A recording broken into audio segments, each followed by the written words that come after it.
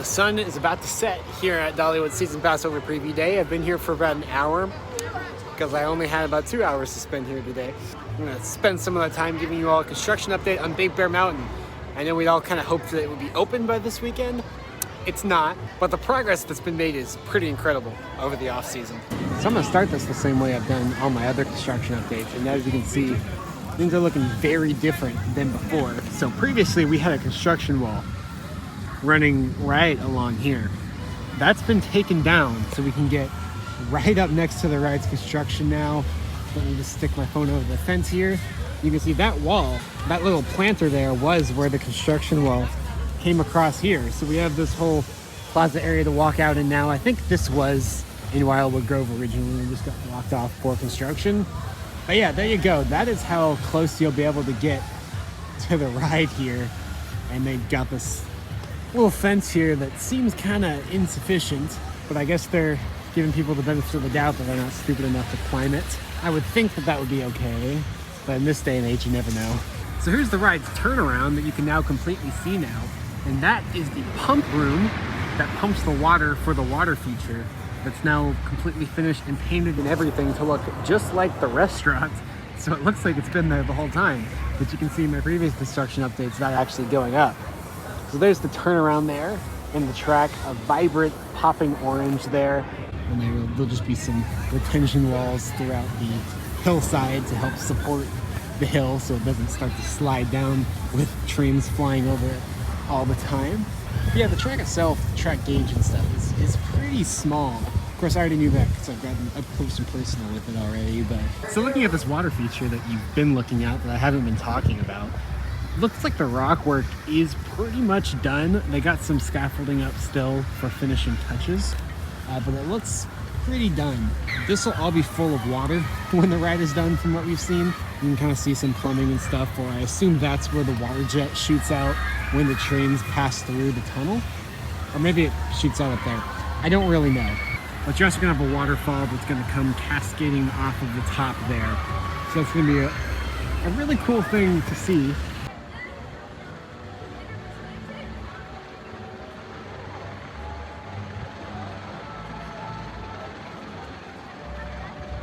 This is kind of the only part of Wildwood Grove, this hillside was just barren before. With this water feature, I think that really kind of helps finish it out. You can see where after the train turns around, it goes back over the cave, and the tracks will crisscross themselves all through here. Last time I was able to do a construction update or even be here was December 2nd, and they hadn't even put the launches in yet. So it's really crazy. This is my first time walking through here and seeing all the track that's going along the hillside for that out and back section. You can see how it really just towers over the entirety of Wildwood Grove here. Here it goes behind this little waterfall that was one of the main theming features of Wildwood Grove when it opened. Now it's kind of small and dinky compared to that one, especially when there's going to be water going over that one. But I will say they've done really good matching the aesthetic. It looks almost like that was here the entire time now. Of course, that's fake rock work from what I understand. These are actual rocks, but still, they match really well. I am interested what they're gonna do for landscaping up on that hillside. My gut says probably nothing. Based on what we've seen from Dollywood recently, they will probably just leave that dirt and just let grass grow in there, which will look really weird for the first little bit the ride's open, but should be fine over time. Track over the waterfall and stuff kind of hugs the hill as expected, but coming off of the first launch, which is what that part is, it's actually pretty dang high off of the ground. Actually much higher off the ground than I had expected. If you look over there after the second launch, that's the highest point on the ride that we saw during our construction tour. And so, yeah, it's not that much shorter actually. Less height off the ground because you're up on the hill, but like standing down in Wildwood Grove, you know.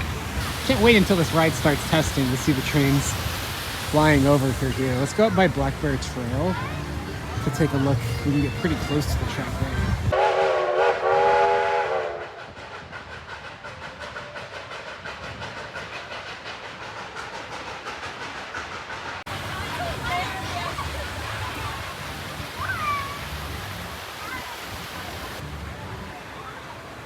So behind Black Bear Trail, you can see two things.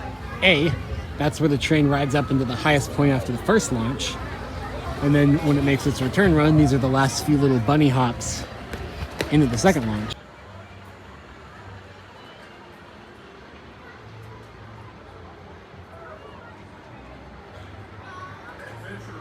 Looks like Frogs and Fireflies actually broke, so whoopsie daisies, but there's the launch tracks.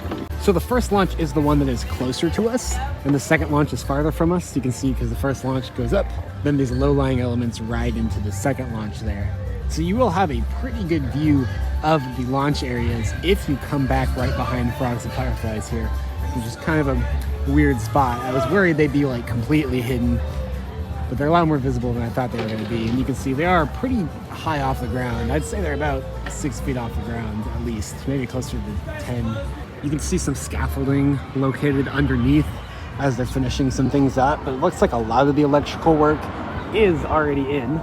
We'll step up here and we can actually barely see the launch fins. This is using like some kind of updated LIM, linear induction motor technology, as opposed to LSMs. There was a lot of confusion about that, and actually the park has said LSMs before, but they are like a newer LIM, I can see. The park has said they should run pretty similarly to an LSM. It just worked better for them for this ride type, which is weird because you haven't really seen LIM launches in a very, very long time. But again, this is a new LIM technology that should be smoother and less power hungry than older LIMs, which are the reasons that LIMs kind of stopped being used. But it kind of just comes down to the fact that instead of having a magnetic fin with a permanent magnet U on the train, there's an electromagnetic like U and then a permanent magnet fin that goes in between. And Vekoma said the reason they did that is because then they could use their existing Vekoma family boomerang trains and just make the launch fin a little bit bigger. So that's why it has LIM. You can see right behind the first launch, there's that one little hill, that singular hill in between I'm calling this the first launch. This is technically the second launch, and what I'm calling the second launch is the third launch because there's a launch out of the station, but it just launches right out of the station through this one little hill and then into this launch. So I think it's a 2-launch coaster, but they're calling it a triple launch because of that launch out of the station. All the rest of that we've seen before. They finished that whole ending section at the beginning of December when I did the last construction update. And a lot of the tall stuff we've actually been able to go in there and see on our ACE construction tour, but you'll be able to barely see back there the station building, which looks like it's pretty much done and painted and everything, which is definitely nice to see. And then of course, one of the most interesting parts of this ride for me will be the queue line. And you can see they finished the first, I think that's the only one they've done, but the first queue tent. There's gonna be tents for the queue, they said. They'll feature elements of Big Bear, blah, blah, blah, blah, blah, to kind of tell you the story before you get onto the ride. This is the first one there. Obviously, it doesn't have any of the theming in it yet. It's just, you know, kind of the structure of it, but everything looks a lot smaller than I would have expected. I'll be interested to see how they incorporate theming into it.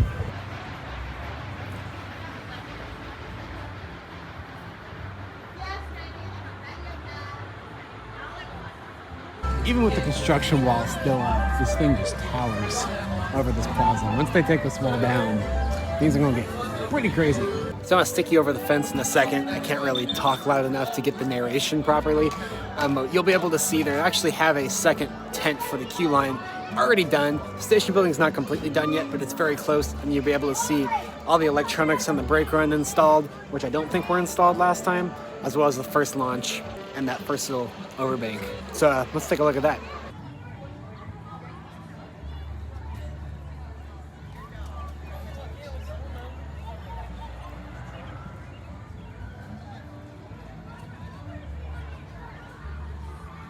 Yeah, I swear they just keep making that fence taller. It didn't really used to be that hard for me to get over it. Now it definitely is. Yes, so the Nano Coaster is already available, already out, before the actual ride is. So there you go, $34.99 from Mountain Grove merchants, and all of the other Big Bear Mountain merch is already out as well. Hoodies, t-shirts. We got some like Turvis mugs over here. So yeah, all the merch beat the actual ride. So in the very back for the Till and Harvest eating area here, you can see where the turnaround is. So yeah, because of the support columns, it doesn't come quite as close as I thought it was going to be, but it's still pretty cool that it'll be coming right around here. So if you sit in like the very back corner here, you'll be able to see Big Bear Mountain's turnaround and Mystery Mine's turnaround, which is right over here, blocked by some trees. So it's pretty cool. You get both of those kinetic things in one here, and maybe one day in the far future there'll be a ride right here too, so you can see all three while you're eating. That'll probably never happen because behind that's the train tracks, but still.